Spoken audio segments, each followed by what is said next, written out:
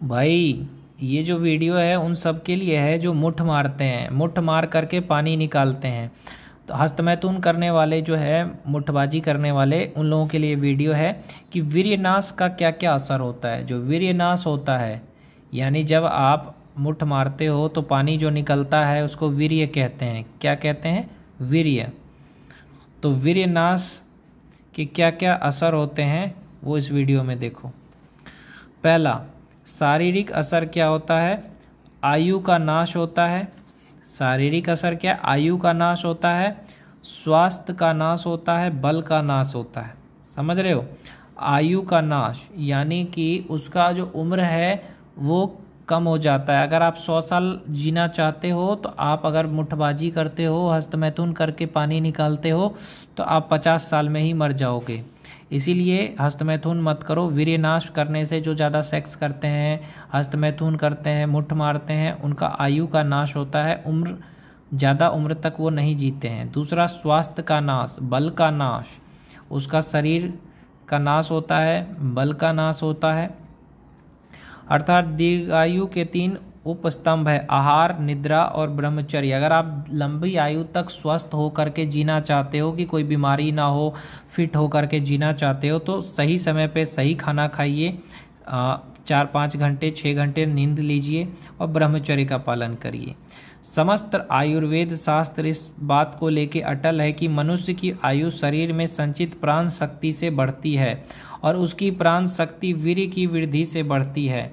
अगर आपको अपनी उम्र को बढ़ाना है तो ये गंदी चीज़ें मत करना। अगर आप ये गंदी चीज़ें करोगे, पानी निकालोगे, मुट्ठ मार के वीर्यनाश करोगे, तो उम्र तुम्हारी घट जाएगी। दूसरा, वीर्य की वृद्धि सात्विक आहार निद्रा से होती है। अगर आप वीर्य बढ़ाना चाहते हो तो सात्विक आहार लो और नींद लो। राजसिक तामसिक आहार निद्रा पाने वाले व्यक्ति का वीर्यपात जाने अनजाने में होता ही रहता है। यानी जो राजसिक और तामसिक आहार लेते हैं, निद्रा पाने वाले व्यक्ति हैं, उनका स्वप्न दोष वगैरह में जाने अनजाने में क्या होता है? वीर्यपात हो जाता है, फिर वो कितना भी रोकने का प्रयास कर लें।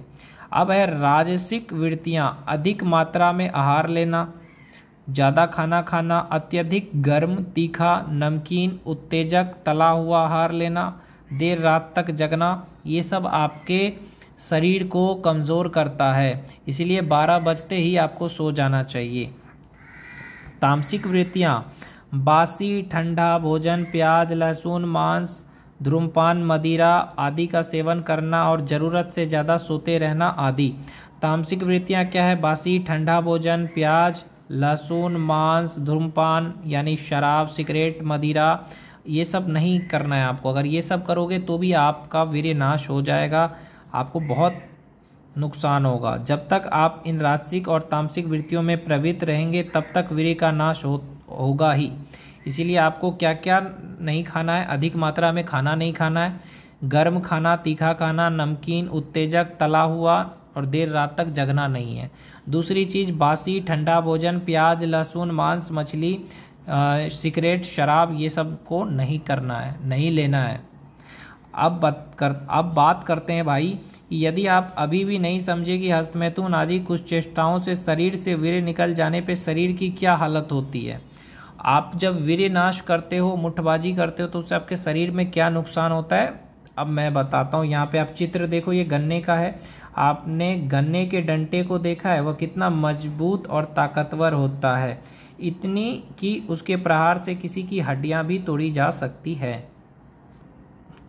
अब इसी गन्ने के डंडे का मंथन कर दो, अर्थात उसको निचोड़ कर उससे सारा रस निकाल दो, और फिर ये गन्ने के डंडे को अगर हम मशीन में डाल देंगे, सारा पानी इसका निकल जाएगा, गन्ने का रस निकल जाएगा, तो ये अब किसी काम का रहेगा?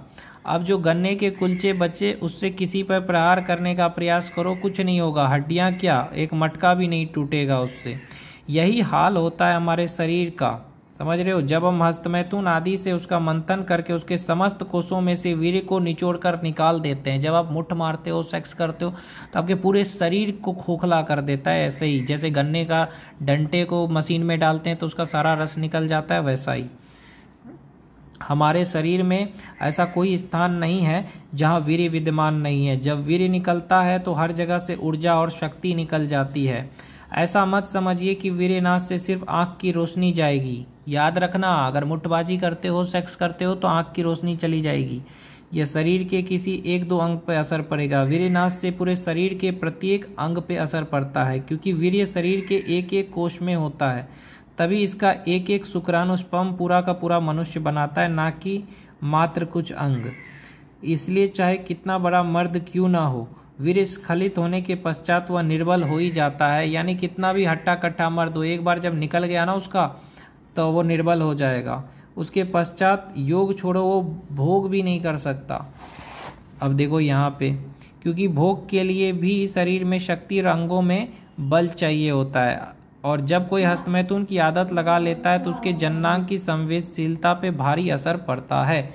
तो समझ गए कितना नुकसान करता है आपके शरीर को ये हस्तमैथुन, मुट्ठबाजी, ये सेक्स। इसलिए इसको आज ही छोड़ दो मेरे भाई।